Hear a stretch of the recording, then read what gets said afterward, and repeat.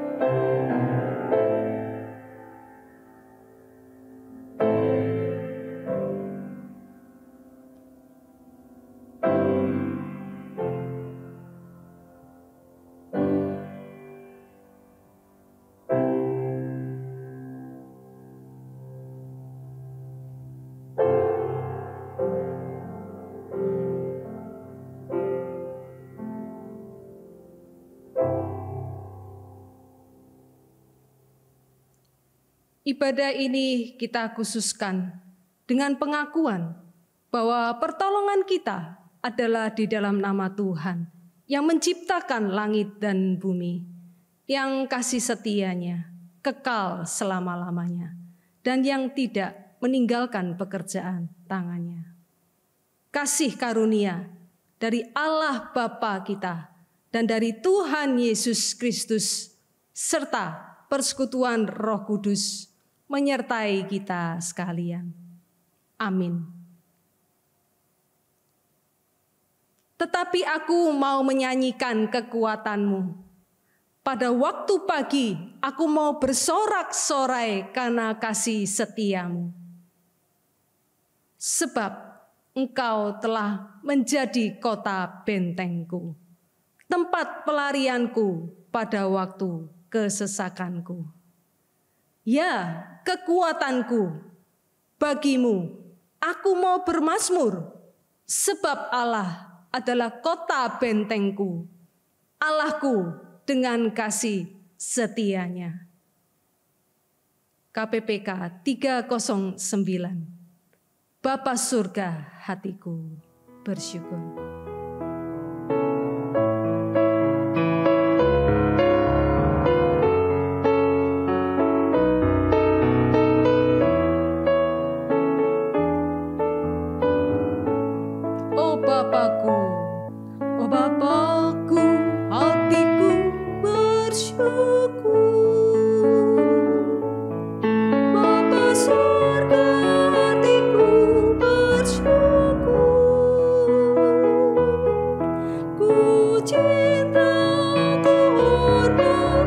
Sujud padamu, Bapa surga, hati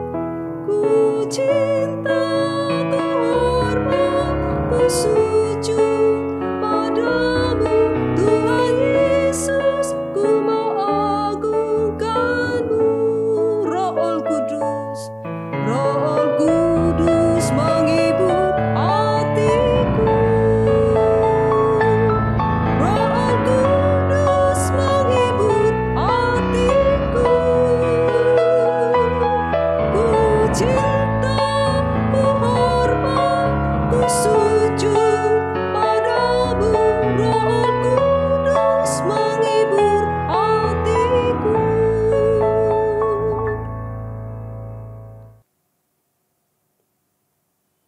Bapa di sorga, sungguh hati kami limpah dengan syukur dan pujian bahwa sungguh Engkau baik dan selalu baik kepada kami. Kami bersyukur kalau kami dapat menikmati kasih setia-Mu sampai saat ini. Bahkan kami tetap aman di dalam kesetiaan-Mu yang tetap dan yang tak berubah itu, ya Tuhan. Di tengah-tengah situasi kehidupan kami saat ini, Tuhan, ingatkan kami bahwa kami adalah umat-Mu yang Kau kasihi, yang Kau pilih, dan yang Kau tebus, ya Allah. Kami mengakui bahwa tidak ada satupun di antara kami yang tidak gentar menghadapi segala situasi yang terjadi hari ini. Tapi biarlah kesadaran bahwa kami dikasihi, kami dipelihara oleh Allah pencipta dan pemegang alam semesta ini. Itu boleh menjadi kekuatan, pengharapan, menjadi semangat di dalam kehidupan kami, di dalam kami mengikut Engkau, ya Tuhan, hari lepas hari. Ya Tuhan, tolong kami, jika di antara kami di dalam masa-masa yang sukar ini, kami telah lari kepada dosa, kami menjadi kecewa kepadamu, bahkan kami telah lari jauh dari-Mu, ya Tuhan. Kami bersyukur dan percaya bahwa Engkau masih memanggil kami kembali. Engkau masih terus mencari dan menangkap kami lagi dan lagi. Terima kasih untuk kasih setia-Mu yang tidak bersyarat dan yang tak pernah berkesudahan bagi setiap kami. Kami mohon Tuhan untuk setiap dosa, kesalahan kami yang telah kami lakukan di masa-masa yang sulit ini. Mohon Tuhan ampuni kami. Mohon Tuhan sucikanlah setiap kami. Dan kiranya dalam ibadah pada pagi hari ini, kami dilayakkan hanya oleh anugerah Tuhan untuk boleh memandang wajah-Mu, mendengar suara-Mu, bahkan untuk diubahkan oleh kuasa-Mu yang tidak terbatas itu, ya Tuhan. Terima kasih Tuhan. Pagi ini kami rindu menikmati Engkau melalui puji-pujian kami kepadamu. Dan tanpa henti kami mau terus bersyukur dan memuji-muji nama-Mu, ya Tuhan. Kiranya ibadah ini hanya menjadi kemuliaan bagi nama-Mu, ya Tuhan. Hanya di dalam nama dan demi nama Tuhan Yesus yang hidup, kami berdoa dan memulaikan ibadah ini. Amin. Jemaat dipersilakan duduk kembali. Jemaat yang dikasihi Tuhan, kepada setiap orang yang telah mengakui segala dosa dan mau bertobat, disampaikanlah berita anugerah, pengampunan seperti yang tertulis di dalam kitab Mazmur 103 ayat 8-12 yang berkata demikian.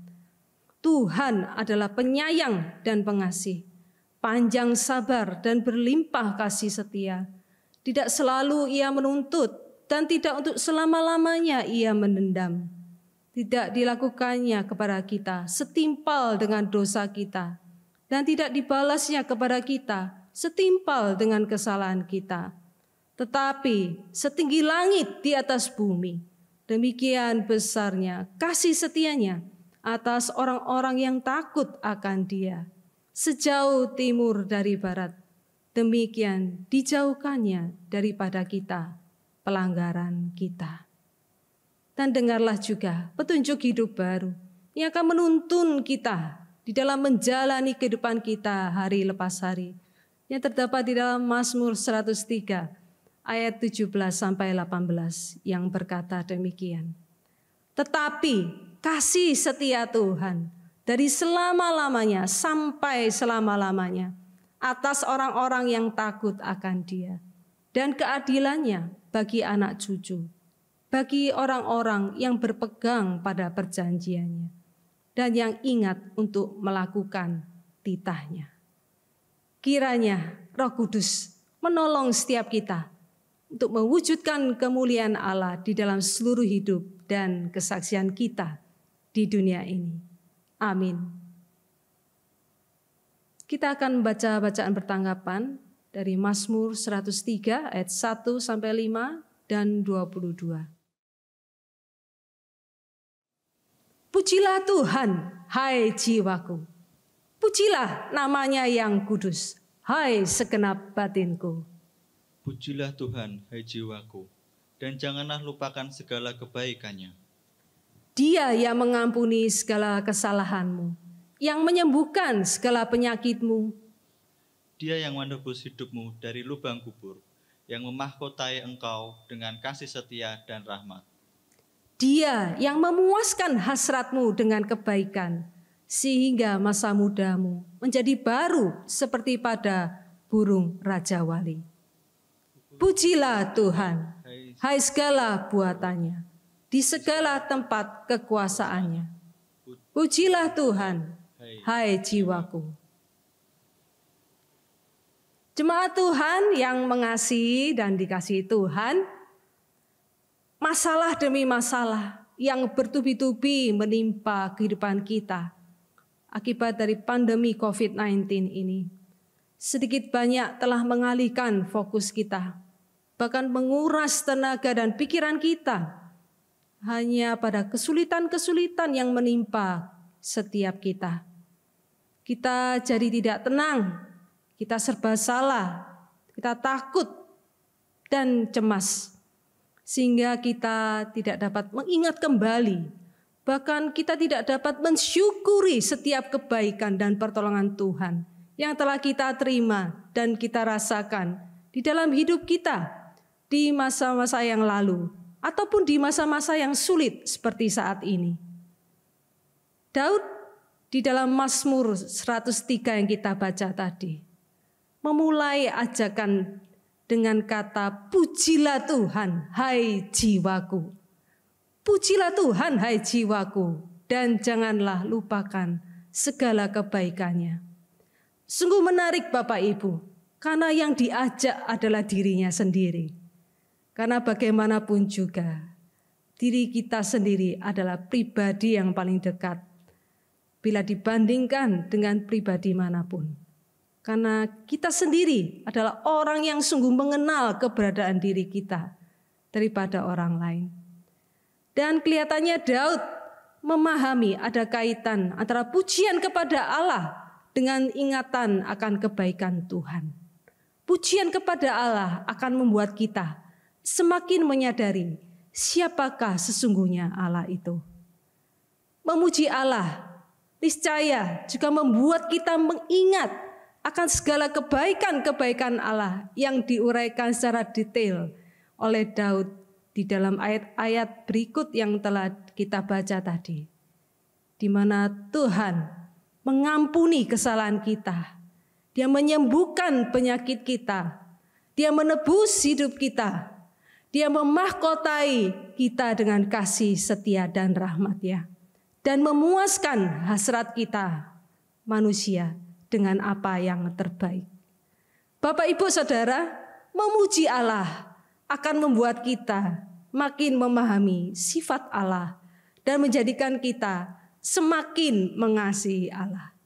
Oleh karena itu, mari kita meneladani Daud dengan berseru, pujilah Tuhan, hai jiwaku.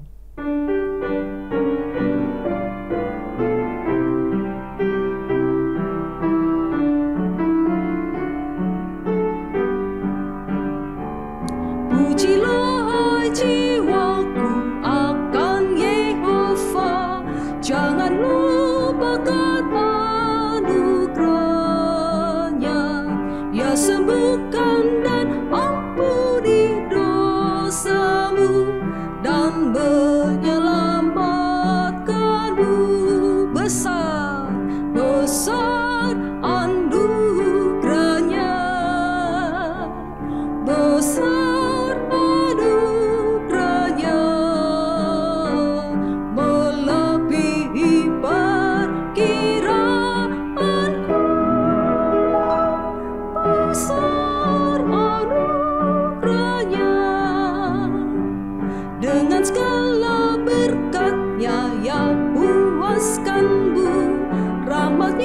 sebagai mahkotamu, dan kekuatanmu tak akan pudar. Hanya oleh kasih-Nya, besar anugerah-Nya, besar anugerah-Nya, besar anugerah-Nya, melebihi perkiraanku. Besar anugerah-Nya, setinggi langit sejauh barat dan timur, demikian berkasih setianya, bagaikan Bapa kasihi anaknya, Ia pun mengasihi ibu. Besar, besar anugerah-Nya, besar anugerah-Nya, melebihi perkiraanku. Besar anugerah-Nya. Jemaat terkasih di hadapan Allah yang besar anugerah-Nya bagi setiap kita, mari bersama dengan gereja Tuhan dari segala abad dan tempat di muka bumi ini, dengan segenap hati dan mulut kita mengikrarkan pengakuan iman kita dengan mengucapkan bersama pengakuan iman rasuli. Aku percaya kepada Allah, Bapa yang Maha Kuasa, Khalik langit dan bumi, dan kepada Yesus Kristus, Anaknya yang tunggal Tuhan kita, yang dikandung dari Roh Kudus, lahir dari anak darah Maria, yang menderita sengsara di bawah pemerintahan Pontius Pilatus, disalibkan, mati dan dikuburkan, turun ke dalam kerajaan maut.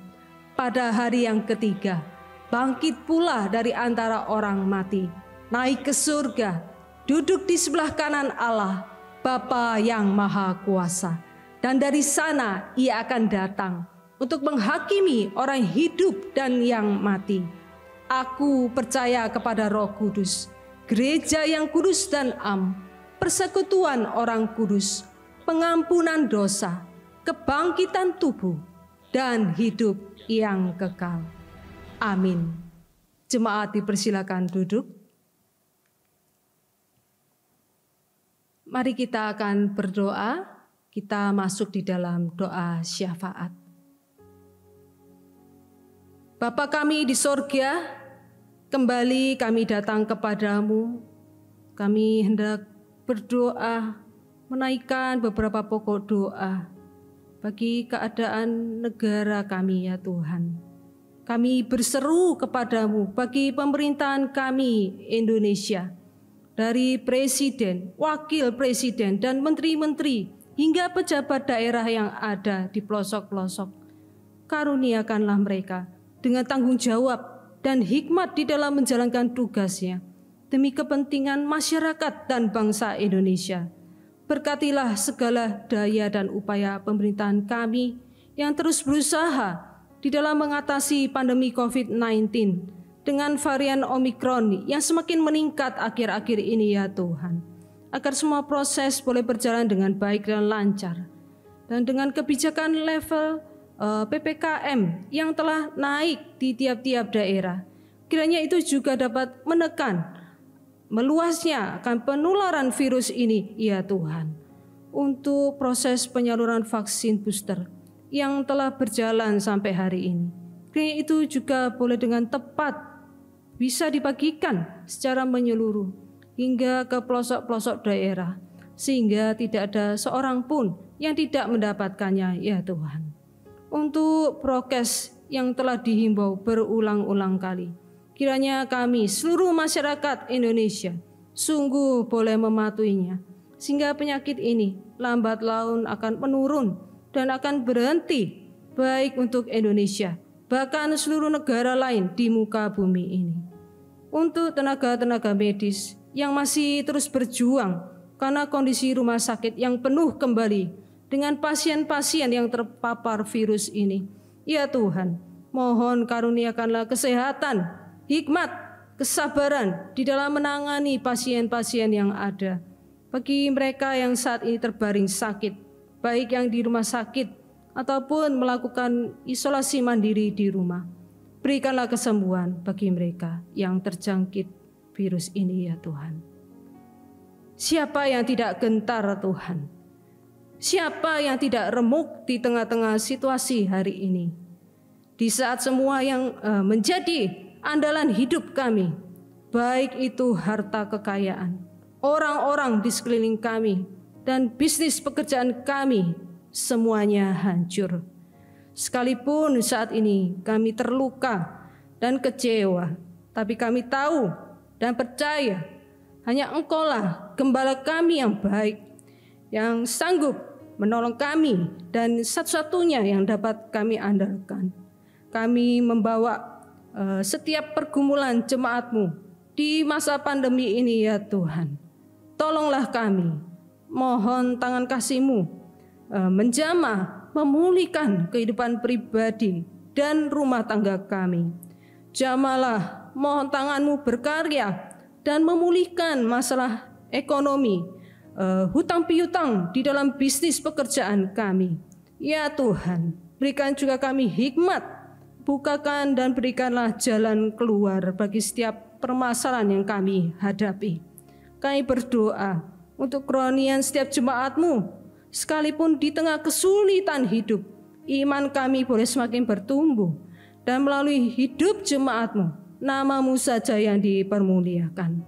Mohon terus anugerahkan sukacita, penghiburan, dan tuntunan Roh-Mu yang akan menolong kami menghadapi situasi yang sulit di masa pandemi ini ya Tuhan.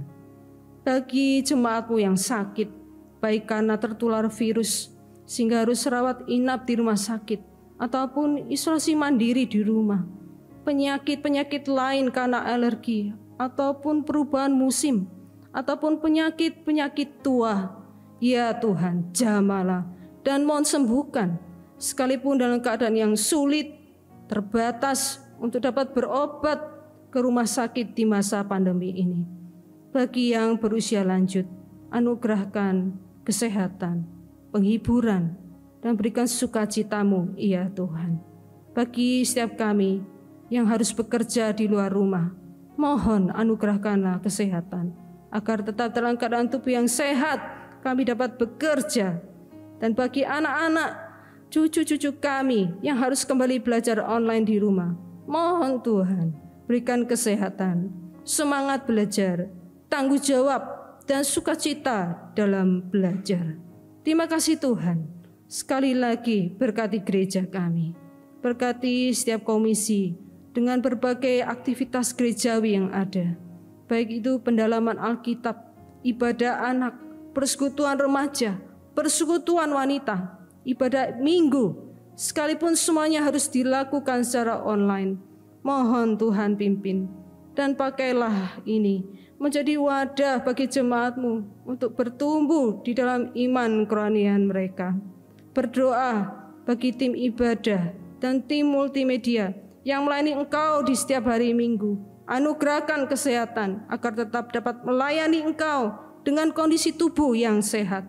Berdoa bagi majelis, hamba Tuhan, pengurus komisi, guru-guru sekolah minggu, pemimpin-pemimpin pujian, pemusik, tim satgas, seluruh aktivis dan jemaat. Mohon Tuhan berikan kami hikmat, kesungguhan hati, dan talenta di dalam melayani Engkau.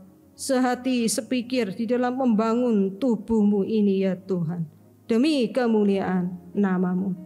Berdoa bagi Sekolah Kristen Kalam Kudus Surabaya. Mohon Tuhan pakai sekolah ini menjadi wadah bagi generasi muda untuk belajar menimba ilmu dengan baik, serta wadah untuk mengenal Tuhan dan hidup bertumbuh di dalam iman kerohanian mereka. Berkati setiap orang yang ada di dalam yayasan, BP, kepala sekolah, guru-guru, siswa, dan karyawan yang ada. Terima kasih ya Bapa. Inilah seluruh seruan doa kami yang jauh dari sempurna, ya Tuhan. Ya, di dalam nama Tuhan Yesus kami yang hidup, kami sudah berdoa. Amin. Jemaat yang terkasih, biarlah Roh Kudus yang tinggal di dalam kita akan terus mengingatkan dan memberikan pengertian ketika kita membaca dan merenungkan firman Tuhan, untuk kita dapat melakukan kebenarannya itu setiap hari. Kiranya Roh Kudus juga menguatkan dan memimpin kita melakukan kehendaknya di sepanjang hidup kita.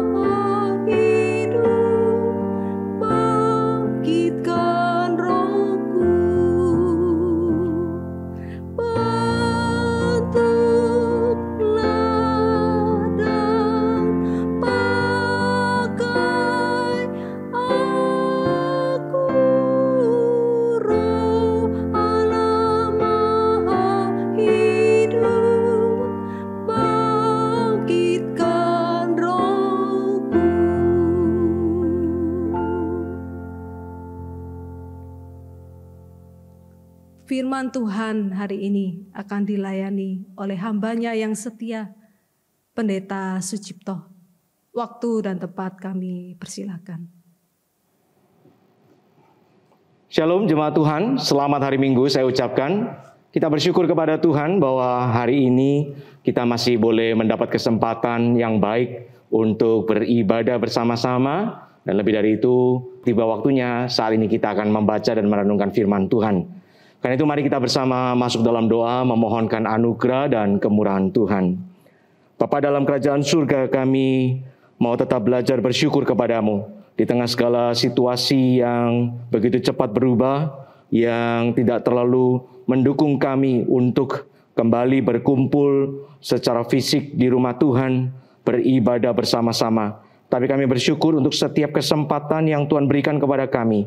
Di tempat masing-masing kami masih bisa datang untuk beribadah, untuk menyatukan hati kami, iman kami kepada Tuhan, Allah yang mengasihi kami, Tuhan yang adalah juru selamat dan pencipta kami.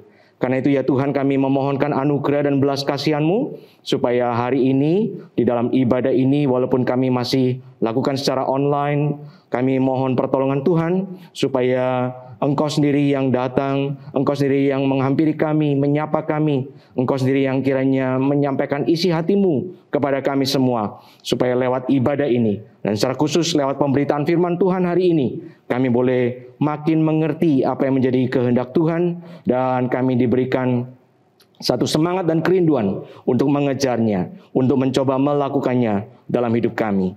Berkatilah kami semua, urapilah hamba-Mu juga dalam segala kelemahannya. Terpuji nama-Mu, dalam nama Tuhan Yesus kami berdoa dan bersyukur. Amin.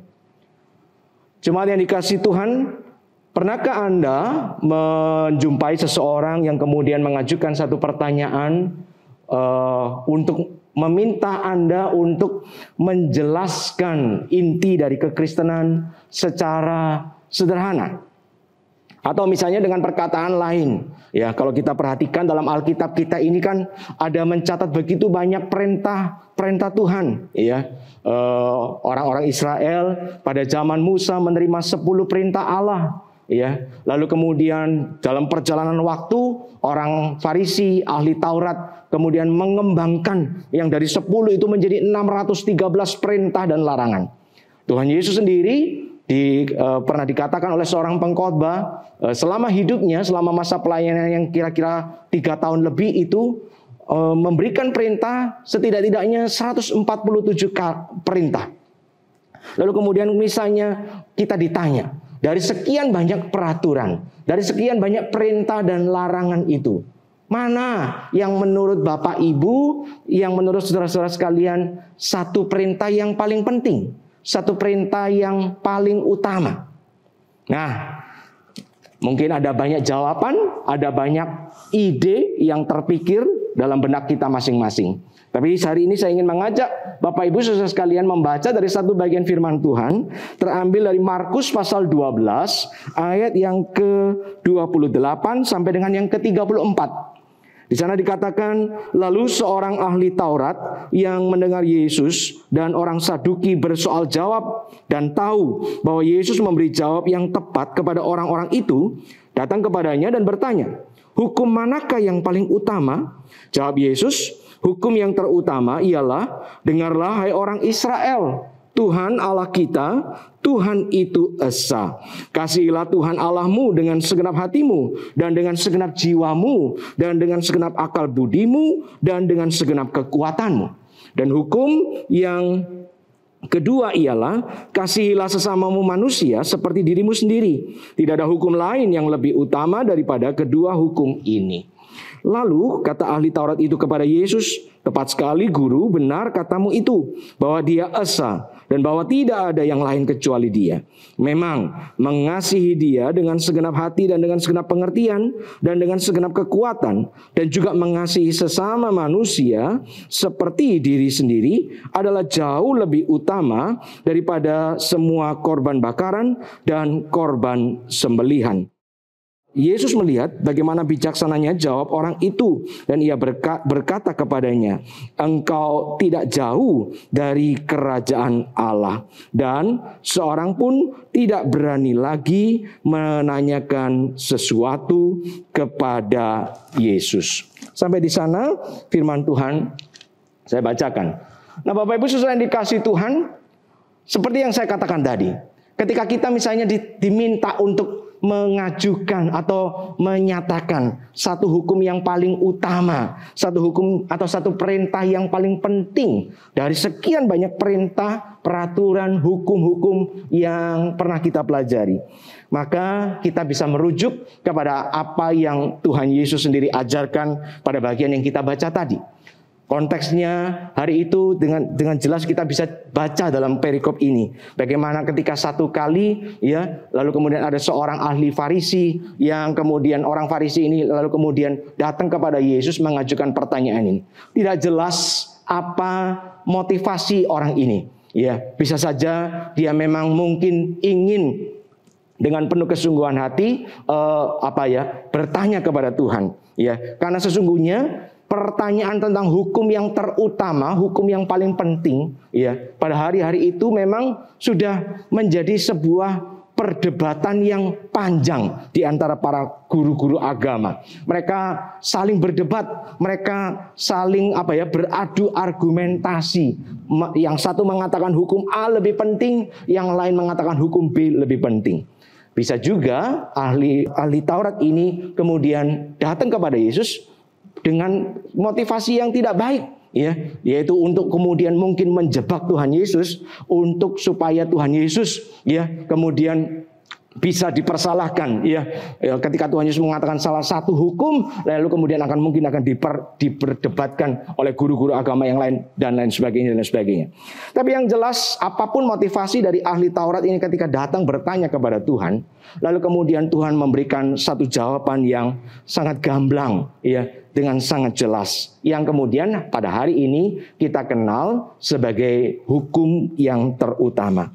Menarik sekali saudara yang dikasihi Tuhan, Bapak Ibu yang dikasihi Tuhan, bahwa dalam bagian ini Tuhan Yesus kemudian ketika ditanya hukum mana yang paling utama, ia kemudian merujuk pada satu bagian firman Tuhan yang terambil dalam Perjanjian Lama, Ulangan pasal yang ke-6 ayat 4 dan 5.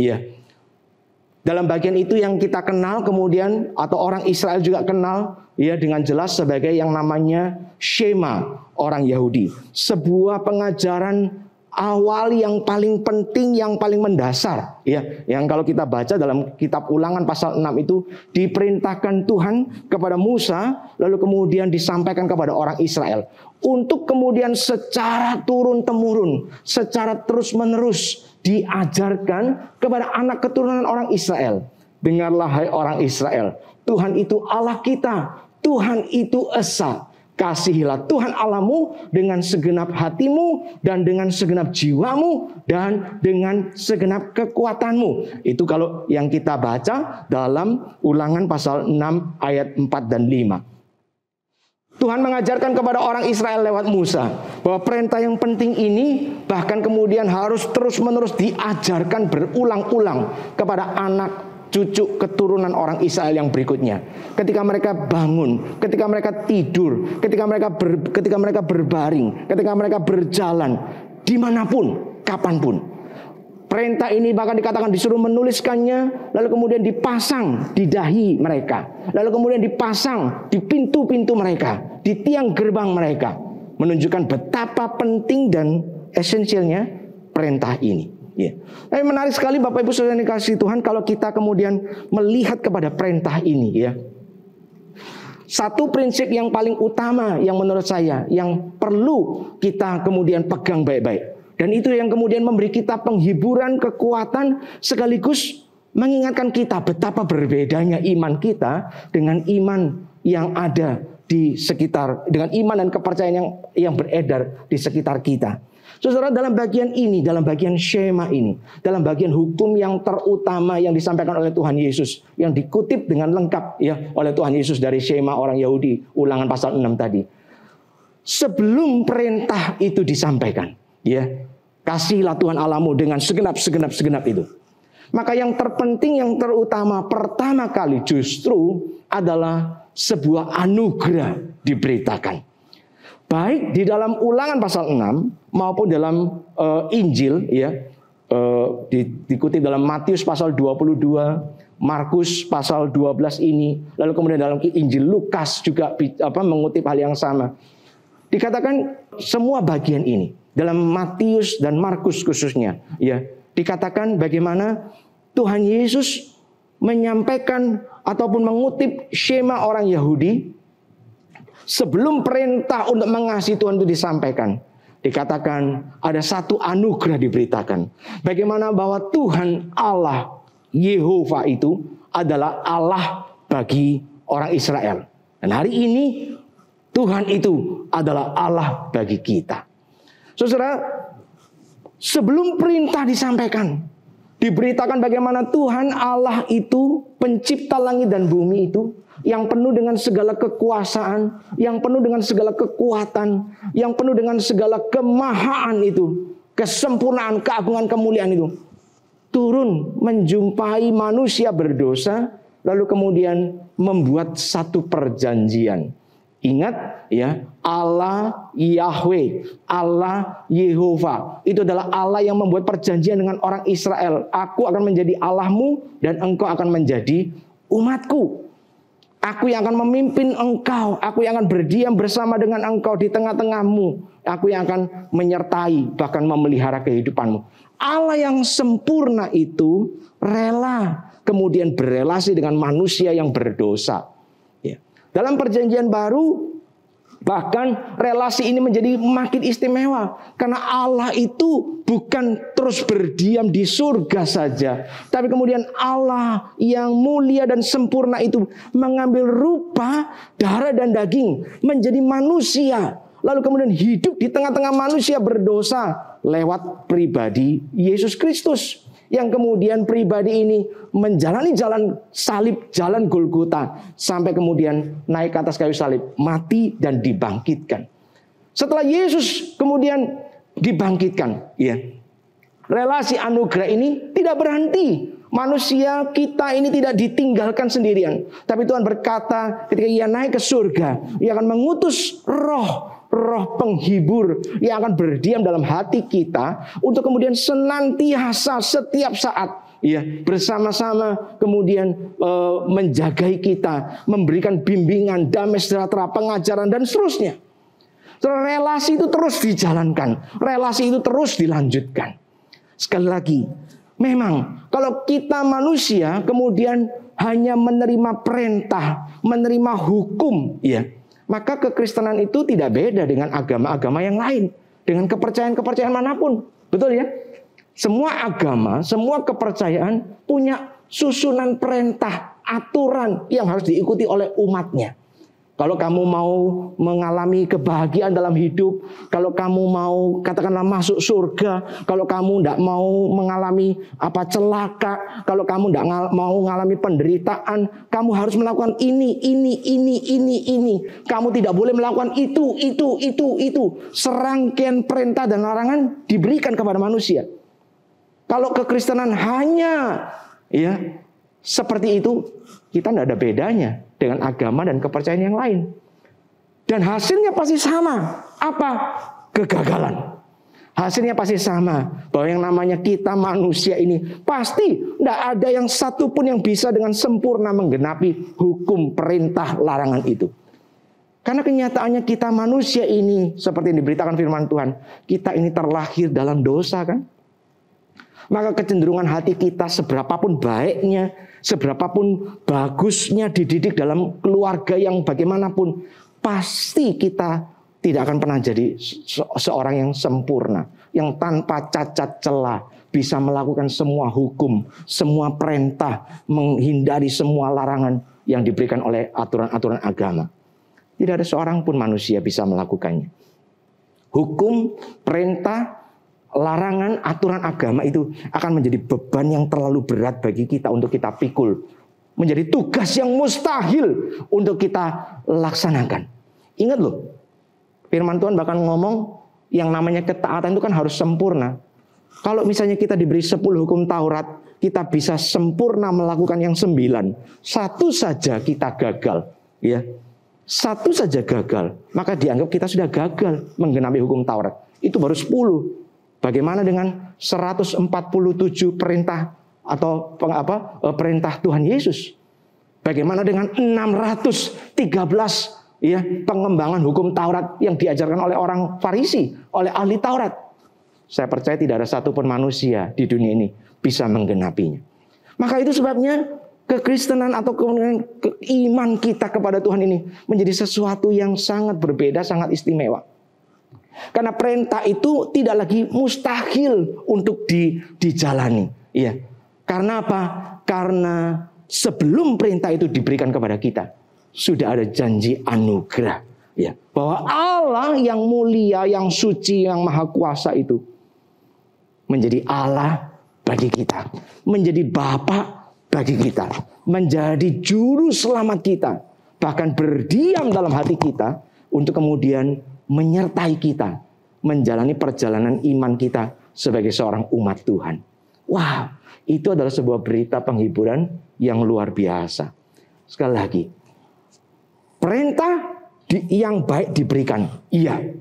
Tapi bahkan sebelum perintah itu kita terima, Tuhan sudah menyediakan dirinya sendiri terlebih dahulu untuk kemudian menyertai dan menjadi berkat bagi kita. Bapak Ibu yang dikasih Tuhan, mungkin gambaran sederhananya seperti ini loh, ya.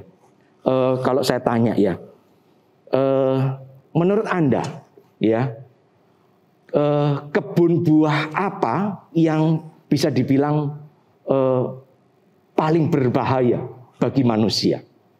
Ya, kalau ditanya dengan pertanyaan ya iseng seperti ini, bisa nggak Anda menjawab? Bisa Anda memikirkan kebun buah apa yang bisa disebut paling berbahaya ya bagi manusia?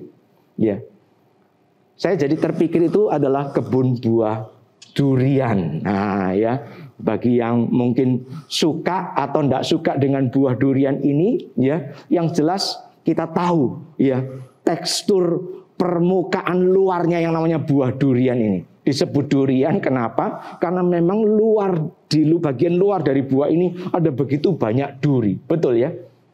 Nah, saudara pernah mikirkan nggak buah durian itu bagaimana ya cara dipanennya? Ya, saya membaca-baca sekilas ya, rupanya pohon durian itu bahkan ada yang bisa sampai 25 sampai 50 meter tingginya. Wah, luar biasa. Memang beda jenis, bisa beda bentuknya ya. Ada yang tingginya cuma 3-4 meter, tapi ada yang bisa sampai 25 bahkan 50 meter. Dan sudah tahu ya, seharusnya menurut yang beredar, katanya buah durian itu harusnya dibiarkan sampai matang dengan sendirinya lalu kemudian jatuh dari pohon. Wah, itu berarti nanti jadi buah durian yang paling bagus ya, karena matangnya itu matang di pohon ya. Nah bayangkan ya, kalau kita ndak ngerti daerah, lalu kemudian kita sampai di satu tempat, kita ndak tahu bahwa itu adalah kebun durian, lalu kemudian ya kita lewat begitu saja di kebun itu ya, lalu kemudian bahkan ya itu adalah musim panennya. Wah, ya bayangkan itu ya, itu buah durian jatuh dari pohonnya ya sekitar 15, 20 bahkan lebih ya 30 meter. Wah, lalu kemudian tanpa kita sadari buah itu bisa jatuh di atas kepala kita. Wah, itu kan jadi sesuatu yang ngeri ya. Buah durian itu bagi sebagian orang ya adalah buah yang luar biasa enaknya. Nah, tidak heran ya, ada buah-buah durian tertentu yang bahkan harganya itu mahal luar biasa ya, yang harganya itu luar biasa mahal. Sesuatu yang berharga, sesuatu yang nikmat, sesuatu yang mahal ini ya, ketika kemudian dijatuhkan begitu saja dari atas ya, bisa mendatangkan bahaya yang luar biasa. Ya, maka itu sebabnya sebagian orang ya kemudian melakukan cara panen dengan cara apa? Ya, mereka mulai perkirakan kalau ini sudah masanya mendekati panen ya, orang-orang ini kemudian ada yang naik ke atas ya. Lalu kemudian dia akan memilih buah-buah tertentu yang dianggap katakanlah hampir matang, lalu kemudian dia potong, lalu kemudian dia jatuhkan ke bawah. Tapi ketika dia menjatuhkan ke bawah, di bawah itu sudah ada temannya yang sudah siap ya dengan karung ya, dengan karung. Lalu kemudian ketika buah itu dilemparkan, si temannya yang sudah siap itu ya, dia akan tangkap dengan karung itu, lalu kemudian buah yang sudah ditangkap itu kemudian baru dipindahkan ke keranjang, dipanen bersama buah-buah yang lain. Artinya apa? Yang baik ini tidak kemudian dijatuhkan begitu saja ya. Karena ketika dijatuhkan begitu saja, yang baik ini pun bisa jadi bahaya. Betul ya? Tapi yang di atas ini kemudian ya, dia yang kemudian mengambilnya, menjatuhkannya ketika yang di bawah siap ya. Bagi saya akan paling baik lagi gimana kalau kemudian dia yang di atas itu ya mengambil buah yang tepat itu, lalu kemudian dia turun, lalu kemudian dia berikan kepada saya. Karena saya jelas kalau dikasih karungnya pun suruh nangkep juga nggak mungkin bisa ya, karena saya tidak berpengalaman. Paling bagus adalah ketika dia naik ke atas, dia ambil buah yang tepat itu, lalu kemudian dia turun, lalu kemudian dia serahkan buah yang bagus itu kepada saya. Dengan begitu saya akan menerima dan bisa menikmati buah yang nikmat ini. Betul ya? Sesuatu yang baik itu kemudian menjadi betul-betul bisa dinikmati dengan cara demikian. Dan saudara, yang dikasih Tuhan itu cuma gambaran sederhana saja. Ya, bagi saya memikirkan bagaimana Tuhan dengan segala kebaikannya, kemurahan dan cinta kasihnya. Dia tidak kemudian duduk di atas tahtanya di surga dalam segala kemuliaan, lalu tinggal lemparkan buku perintah kepada umat manusia, kepada kita yang menyembah Dia. Nih buku peraturan, ikuti, taati, tidak boleh ada yang gagal. Maka kalau sudah bisa kamu lulus masuk surga. Tidak, karena Allah tahu persis kalau kita sekedar diberi perintah, sekedar diberi aturan larangan, kita pasti gagal menggenapinya. Tidak ada seorang pun dari kita bisa menyelesaikan tugas itu. Maka kemudian yang terjadi adalah Allah kemudian memberikan dirinya sendiri. Bahkan di satu masa, di satu waktu, Allah turun ke dalam dunia dengan mengambil rupa menjadi manusia, darah dan daging, membawa kasihnya sendiri, membawa hukum-hukumnya ini dalam kehidupannya untuk diberikan kepada kita. Penyertaan Allah itu memungkinkan kita pada hari ini untuk berjuang, berusaha mentaati hukum-hukum Tuhan. Ya, mentaati perintah-perintah Tuhan. Hal yang kedua yang ingin saya sampaikan adalah kalau kita membaca dari bagian ini, disebut sebagai hukum yang terutama ini. Ada dua bagian di sana, bukan? Yang menarik adalah ketika di bagian pertama Tuhan berkata, ya, kasihilah Tuhan Allahmu dengan segenap hatimu, dengan segenap jiwamu, dengan segenap akal budimu, dan dengan segenap kekuatanmu. Secara sederhana kita bisa katakan ini berarti Tuhan menghendaki keseluruhan diri kita. Semua bagian hidup kita tidak ada yang terkecuali dipersembahkan kepada Tuhan seutuhnya, 100%. Ya, sekali lagi, tidak ada satu bagian pun dari kehidupan kita yang bisa dikecualikan. Semuanya dipersembahkan kepada Tuhan dan dipersembahkannya utuh 100%. Itulah yang Tuhan kehendaki dari hidup kita. Kita punya pikiran kita menyembah Tuhan. Tapi Tuhan tidak mau kalau pikiran yang menyembah Tuhan ini hanya setengah. Atau hanya 70%, 80%, 90%, 10%-nya tidak. Kita punya hati. Hati ini Tuhan minta dipersembahkan kepada Tuhan sepenuhnya, seutuhnya. Tuhan tidak mau kalau kemudian hati kita ini masih bercabang, ya, hanya mencintai Tuhan 50%, 70%, 90%. Tidak mau. Tuhan maunya seutuhnya. Seluruh aspek kehidupan kita dipersembahkan kepada Tuhan. Secara cepat saja, ya, saya ingin memberi beberapa ide, pemikiran kalau kita berkaca kepada firman Tuhan. Misalnya, ketika Tuhan berkata, kasihilah Tuhan Allahmu dengan segenap hatimu. Saya teringat kepada misalnya salah satu bagian di dalam Yehezkiel pasal yang ke-11, ya. Yehezkiel pasal yang ke-11 ayat yang ke-19 dan 20. Yehezkiel 11 ayat 19-20 mengatakan demikian. Saya bacakan bagi Bapak Ibu sekalian. Aku akan memberikan mereka hati yang lain dan roh yang baru di dalam batin mereka. Juga aku akan menjauhkan dari tubuh mereka hati yang keras dan memberikan mereka hati yang taat supaya mereka hidup menurut segala ketetapanku dan peraturan-peraturanku dengan setia. Maka mereka akan menjadi umatku dan aku akan menjadi Allah mereka. Dari satu ayat pembanding ini saja, ya, kita bisa mendapatkan ide. Apa sih maksudnya mengasihi Tuhan dengan segenap hati? Dalam bagian kitab Yehezkiel tadi, pasal 11, juga pasal 39, ya, dicatat Tuhan mengatakan Ia akan memberikan hati yang baru kepada orang Israel. Hati yang baru ini berbeda dengan hati orang Israel yang lama. Hati yang keras, hati yang tidak taat. Hati yang baru ini apa? Hati yang rindu untuk mentaati Tuhan dengan segala perintah-perintah dan ketetapan-ketetapannya. Hati yang rindu untuk hidup di bawah otoritas kekuasaan Tuhan. Tidak kemudian mau berusaha ngatur hidupnya sendiri. Ini kan hidupku, ini rumah tanggaku, ini pekerjaanku. Buat apa orang lain ngatur aku? Ya, jangankan jangankan hamba Tuhan, jangankan majelis atau siapapun, ya, orang tua atau siapapun, tidak ada yang boleh ngatur hidupku. Tuhan pun tidak perlu ngatur hidupku. Celaka kalau ada orang mau berani berkata demikian. Karena sesungguhnya kita bukan pemilik kehidupan ini, bukan. Firman Tuhan mengatakan kita ini sudah dibeli dan harganya sudah lunas dibayar.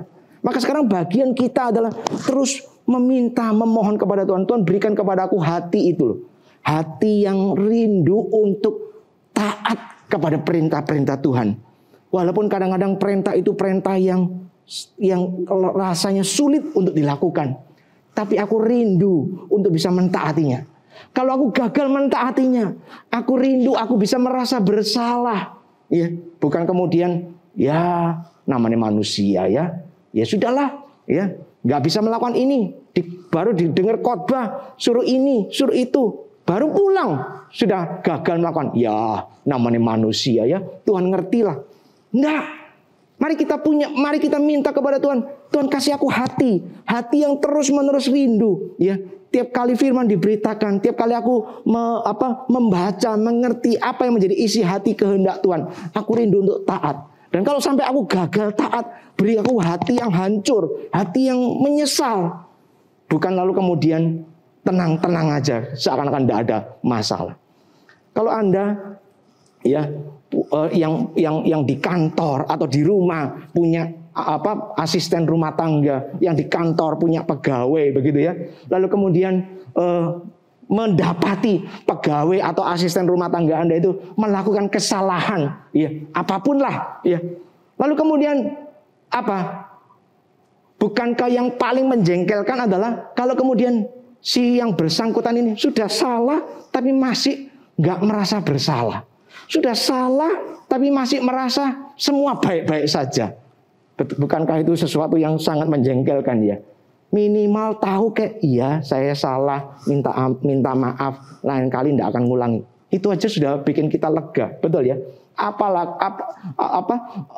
Tapi bagaimana kalau sebaliknya justru seakan-akan tidak ada yang salah, seakan semua baik-baik aja. Bukankah itu sesuatu yang buruk sekali? Bayangkan ya, kalau kita juga seringkali memperlakukan Tuhan dengan cara yang sama, ya. Sudah berdosa, sudah melakukan kesalahan, ya, masih merasa seakan-akan semua baik-baik saja, ya. Yang kedua, kalau kita kembali kepada perintah Tuhan ini, kasihlah Tuhan Allahmu dengan segenap jiwamu, dengan segenap jiwamu. Saya teringat misalnya salah satu bagian yang bisa kita jadikan rujukan Mazmur 42, saudara-saudara. Di dalam Mazmur 42 yang ditulis oleh Bani Korah ini dikatakan demikian. Seperti rusa yang merindukan sungai yang berair, demikianlah jiwaku merindukan Engkau ya Allah. Jiwaku haus kepada Allah yang hidup. Bilakah, kapankah aku boleh datang melihat Allah? Kalau bicara soal mengasihi Tuhan dengan segenap jiwa, ayat ini bisa jadi salah satu rujukan ya, memberi kita ide apa sih maksudnya mengasihi Tuhan dengan segenap jiwa itu. Dalam bagian ini pemazmur menggambarkan seperti seekor rusa yang sedang kehausan itu loh. Kalau rusa itu sedang kehausan, dia tidak peduli apapun, termasuk tidak peduli dengan bahaya apapun. Dia cari sungai, dia kemudian akan minum di sana. Itu sebabnya dalam dunia binatang-binatang alam liar, ya, binatang-binatang buas seringkali nunggu korbannya di mana? Ini di tempat-tempat ya, sungai, di tepian sungai, tempat binatang-binatang yang lemah ini kemudian datang untuk minum, untuk kemudian mendapatkan kesegaran. Ya. Mengasihi Tuhan dengan segenap jiwa adalah salah satunya dengan ketika kita bisa melihat hati ini betul-betul punya kerinduan untuk berelasi dengan Tuhan. Ya, bukannya lalu kemudian ya Tuhan ada, ndak ada, nggak apa-apalah. Ya. Ya, karena ada banyak hal yang lain yang bisa menggantikan Tuhan. Celaka, ya. Hari ini orang ya seringkali sadar tidak sadar menggantikan Tuhan dengan banyak berhala, ya. Ya. Wah, nggak ke gereja atau nggak beribadah itu nggak apa-apa. Yang penting ya nggak boleh nggak shopping. Nggak beribadah, nggak berdoa, nggak masalah. Yang penting nggak boleh kalau nggak kuliner kesini kesana. Ya. Nggak berdoa, nggak beribadah, nggak baca Alkitab, nggak apa-apa, nggak masalah, nggak akan mati. Tapi kalau aku nggak bisa traveling, ya ke luar negeri lah, keluar kota lah, atau kemana, aduh, ini tulang-tulang ini rasanya sakit kabeh, ya. Wah, kalau nggak beribadah, nggak doa, nggak baca Alkitab, nggak apa-apa, nggak akan mati, ya. Tetap malam bisa tidur nyenyak. Tapi ya, yang namanya hobi harus dituntaskan, ya. Yang namanya hobi ini harus ya dijalankan. Celaka. Zaman ini, zaman ketika ibadah minggu, ya, di dalam beberapa kesempatan akhirnya seperti hari ini. Mau ndak mau tanda kutip dipaksa untuk jadi online, ya. Ya, menurut saya 2 tahun berjalan ini menyingkapkan semakin jelas betapa banyaknya berhala-berhala dalam hidup kita. Kenapa? Karena banyak orang ndak lagi gelisah kalau nggak beribadah. Banyak orang ndak lagi gelisah kalau ndak kemudian datang mencari Tuhan. Yang penting semua yang lain itu loh, ya, bisa dia dapatkan.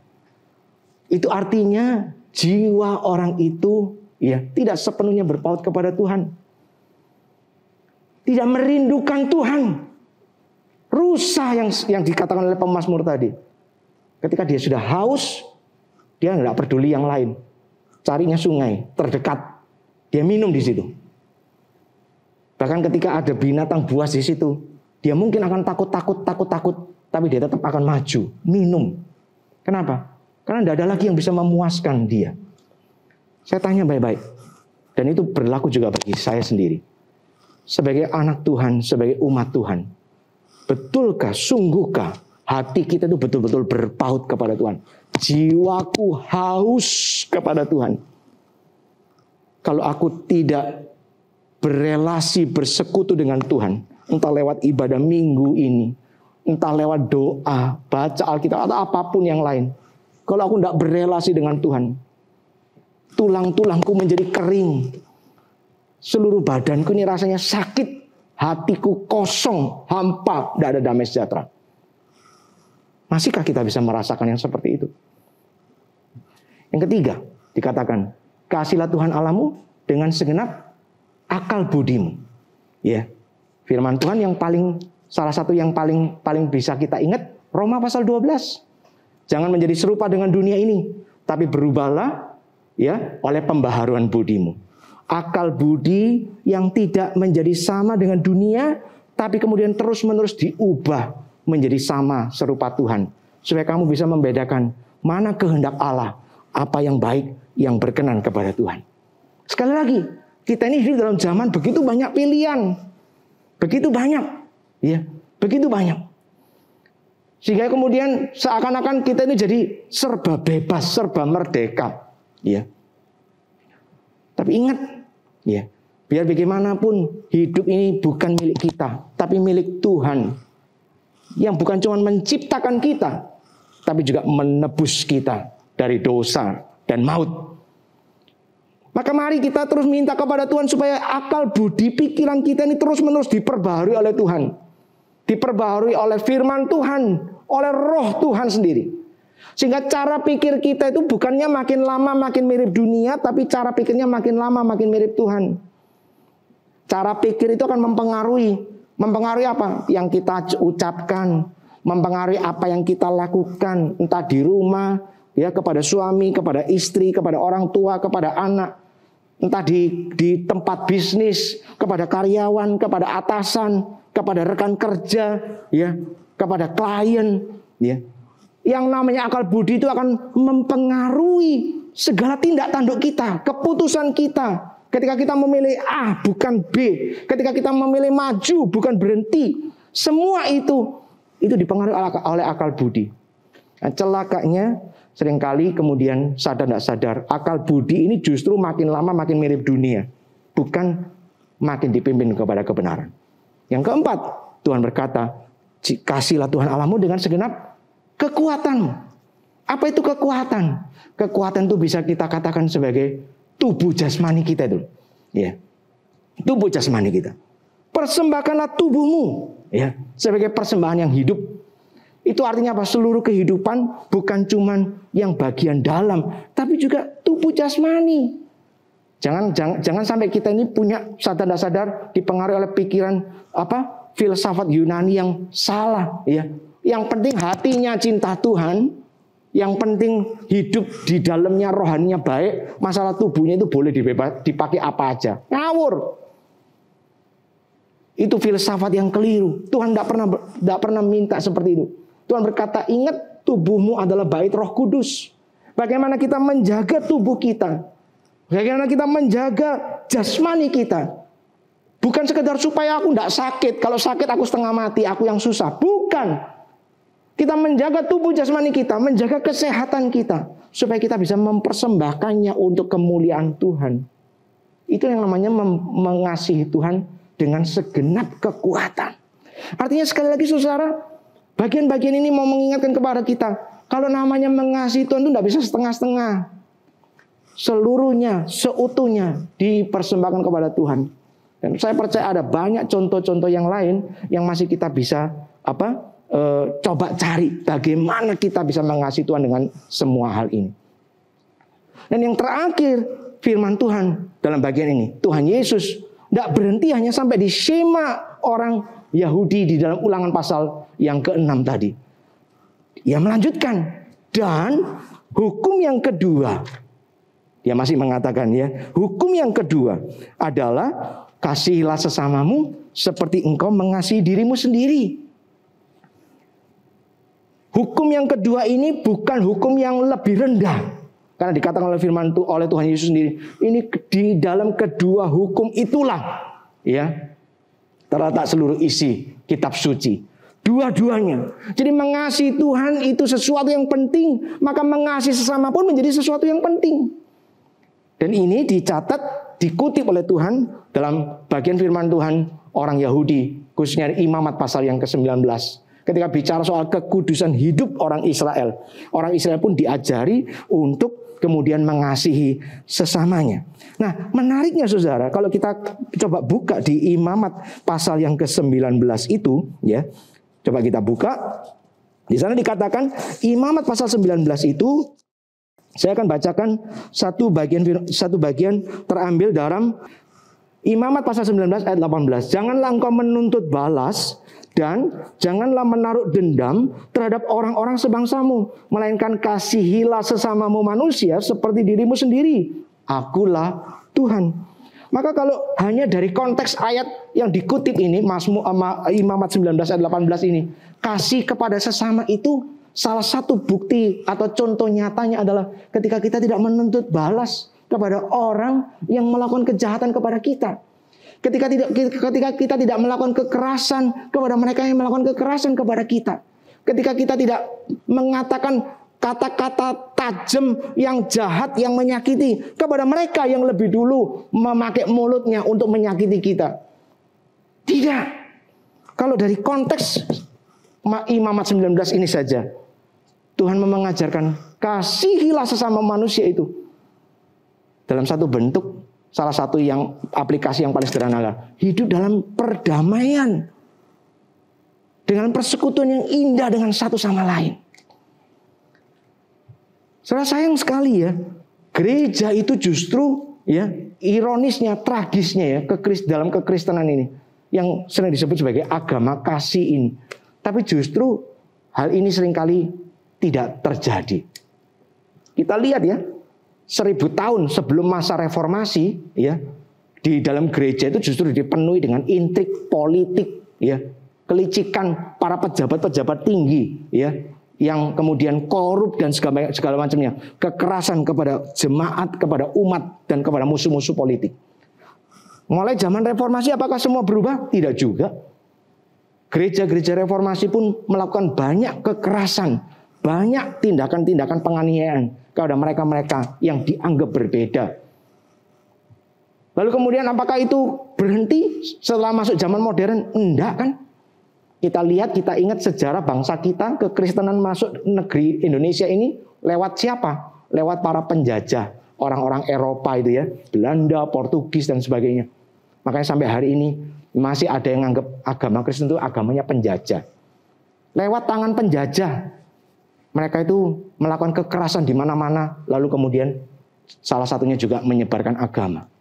Gereja yang harusnya adalah satu tempat yang penuh dengan cinta kasih, tapi nyatanya penuh dengan kekerasan. Apa itu berhenti? Enggak. Sampai hari ini bukankah yang namanya gereja itu juga enggak sepi dari yang namanya konflik antar jemaat, antar pemimpin, antara pemimpin dan jemaat. Betul apa tidak? Yang namanya gereja enggak sepi dari yang namanya konflik, pertikaian, perselisihan. Saling melukai, saling menyakiti. Dan sedihnya itu bukan untuk sesuatu yang esensial, bukan untuk sesuatu yang penting. Bukan untuk karena melaksanakan firman Tuhan secara ketat, secara benar. Mau melaksanakan firman Tuhan pun, saya percaya Tuhan tidak ingin kita dengan cara menyakiti orang lain. Tapi celakanya gereja dipenuhi dengan perselisihan, pertikaian yang bahkan untuk urusan-urusan sepele. Dan urusan-urusan itu seringkali tidak jauh dari apa? Ego, harga diri. Firman Tuhan hari ini mengajarkan kepada kita semua, kepada Anda dan juga saya. Kasihilah Tuhan Allahmu 100% seutuhnya.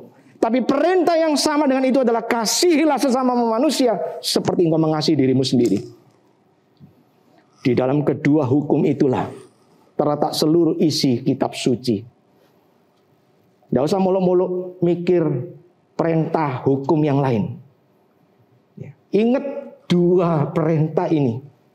Mari berjuang sama-sama melakukan. Berjuang sama-sama melakukan. Saya percaya kalau itu terjadi, nama Tuhan bukan cuma dipermuliakan, tapi pekerjaan Tuhan terjadi di mana kita ada di sana. Oh ya, tidak mudah. Namanya disakiti itu insting kita adalah membalas. Apalagi kalau disakiti dalam ketidakadilan. Pasti insting kita adalah berontak. Tapi kalau itu terjadi, ingat kepada Tuhan. Ingat kepada Tuhan. Tuhan yang suci itu menutup mulutnya rapat-rapat ketika ia dihina, ketika ia dituduh dengan tuduhan-tuduhan yang tidak benar. Dia memilih untuk merentangkan tangannya di atas kayu salib. Yang dia buka justru adalah mulutnya untuk berdoa.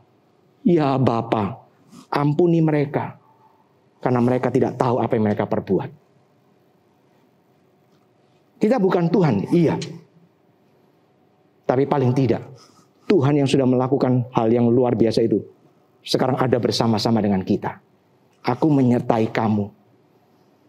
Maka sekali lagi, mari berjuang sama-sama. Melakukan perintah Tuhan ini. Supaya Tuhan dimuliakan dan hidup kita boleh menjadi kesaksian. Mari kita masuk dalam doa. Bapa dalam surga, kami bersyukur, berterima kasih hari ini boleh sama-sama belajar, bahkan sekaligus mengoreksi hati dan hidup kami. Berkaca kepada firman Tuhan, firman kebenaran itu sendiri. Dan kami mengakui betapa jauhnya kami dari kesempurnaan. Betapa jauhnya kami dari kehidupan yang Tuhan ingin untuk kami jalani. Karena itu pertama-tama tentu saja dengan penuh rendah hati kami mohon pengampunan atas segala dosa dan kejahatan kami. Dan kami merindukan Tuhan, kami ingin melakukan perintah-perintah-Mu ini seperti yang sudah Kau ajarkan kepada kami hari ini. Tuhan tolong kami, beri kami hati, beri kami kerinduan untuk mau berjuang, mencoba melakukannya. Karena sesungguhnya ini bukan sesuatu yang mustahil. Ini adalah sebuah perintah yang Kau berikan. Bukan sekedar hanya memberi perintah, tapi Engkau menjanjikan Engkau sendiri akan menyertai kami untuk mengalaminya, untuk melakukannya. tolong kami semua, tolong hamba-Mu ini, tolong jemaat-Mu sekalian, dalam perjalanan hidup masing-masing, pergumulan satu demi satu, yang mungkin berbeda-beda. Tapi biarlah firman Tuhan ini sungguh-sungguh boleh digenapi, dan kami semua boleh melihat janji Tuhan atas hidup kami. Terpuji nama-Mu, dalam nama Tuhan Yesus kami berdoa. Amin. Jemaat terkasih, kepada Tuhan yang telah memahkotai kita dengan kasih setia dan rahmat-Nya, mari saat ini kita mau memberikan persembahan syukur kita yang terbaik kepada Dia. Bapak, Ibu, Saudara dapat memberikan persembahan melalui scan QRIS atau transfer ke rekening bank gereja kita, ataupun dapat dimasukkan ke dalam amplop persembahan yang nantinya dapat diserahkan ke gereja.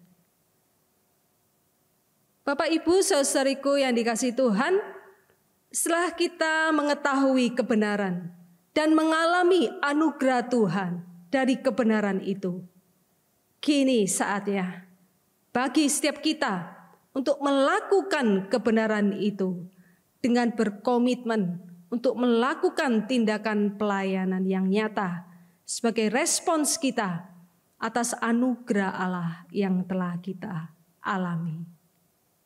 KPPK 353, hidupku ini kuserahkan.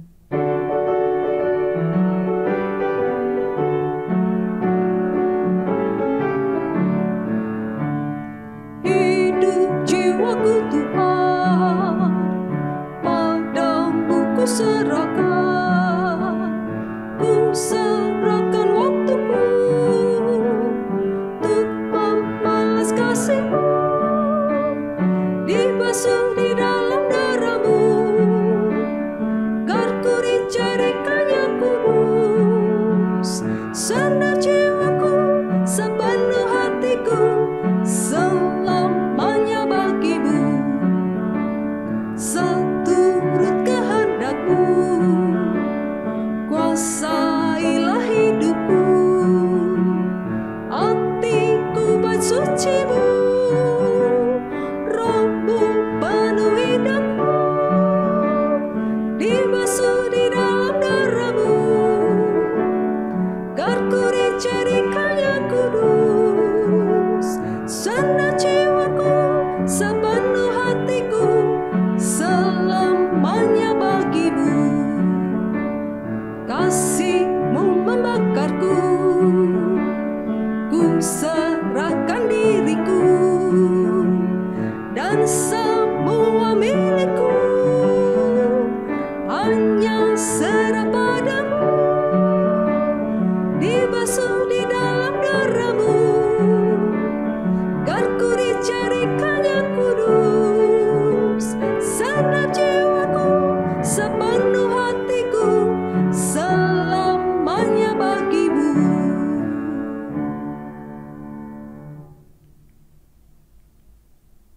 Ya Tuhan, terima kasih untuk kesempatan kami dapat memberikan persembahan di hari ini dengan penuh sukacita dan sukarela.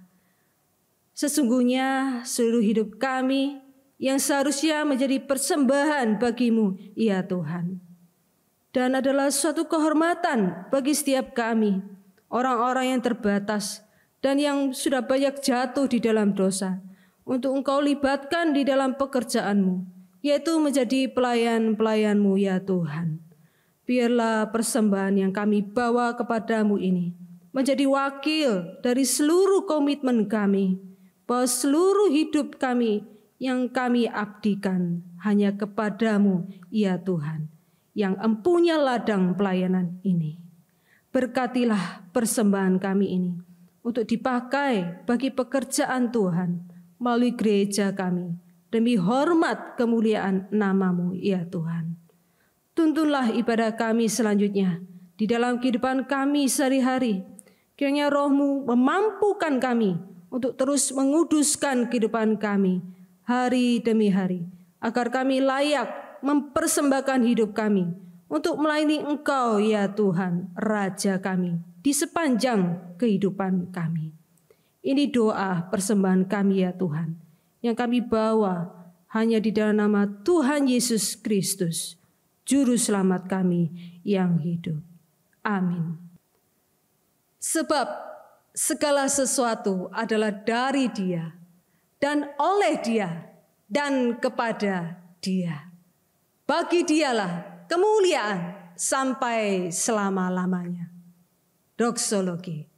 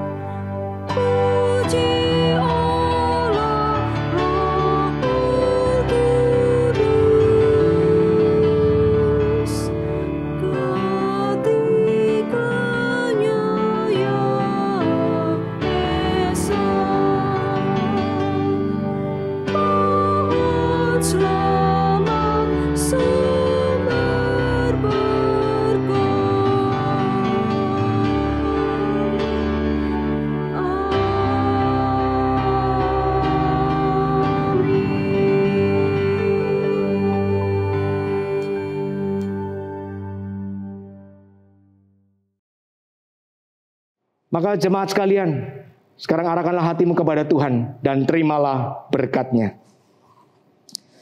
Kiranya kasih karunia dari Allah Bapa Surgawi, kasih sayang sempurna Tuhan Yesus Kristus Tuhan dan Juru Selamat kita, penghiburan, damai sejahtera, anugerah dan kuasa melimpah dari Allah Roh Kudus akan memimpin dan memberkati hidupmu saudara-saudaraku, mulai hari ini sampai selama-lamanya. Amin.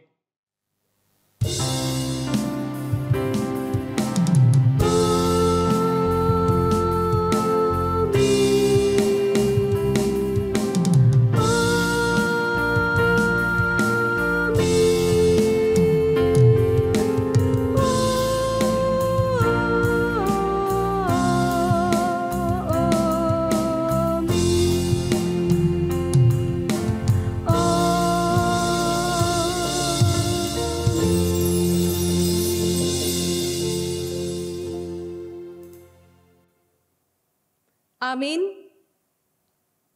Jemaat dipersilakan duduk kembali. Silakan mengambil waktu teduh. Ibadah telah selesai. Tetap jalankan protokol kesehatan. Sampai berjumpa minggu depan. Selamat hari Minggu. Tuhan Yesus memberkati.